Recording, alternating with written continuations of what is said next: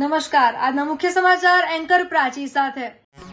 Ankleshwar GIDC વિસ્તારના કાપોદ્રા પાટિયા પાસે ગતરોજ મોડી સાંજના સમયે ગંભીર માર્ગ અકસ્માત સર્જાયો હતો। મળતી માહિતી અનુસાર એક 4-વ્હીલર કાર અને બાઇક વચ્ચે જોરદાર ટક્કર થતા બાઇક ચાલક રોડ પર પટકાયો હતો અને તેને ગંભીર પ્રકારની ઈજાઓ પહોંચી હતી। અકસ્માત બાદ ઘટના સ્થળે લોકોના ટોળા એકત્રિત થઈ ગયા હતા। તે દરમિયાન ત્યાં ફરજ પર હાજર પોલીસ જવાનોએ વિલંબ કર્યા વગર તાત્કાલિક 108 ઇમરજન્સી એમ્બ્યુલન્સ સેવાને જાણ કરી હતી।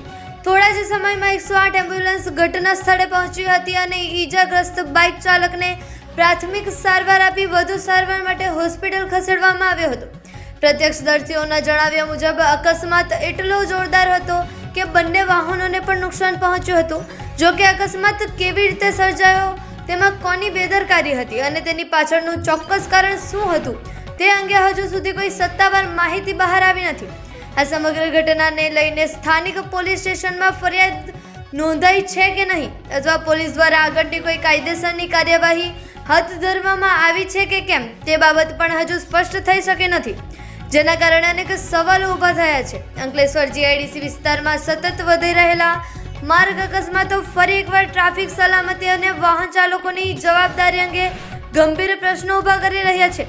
ખાસ કરીને ઔદ્યોગિક વિસ્તારમાં ભારે વાહનોની અવરજવર વચ્ચે વાહન ચાલકોએ ટ્રાફિકના નિયમોનું પાલન કરવું અત્યંત જરૂરી બની ગયું છે।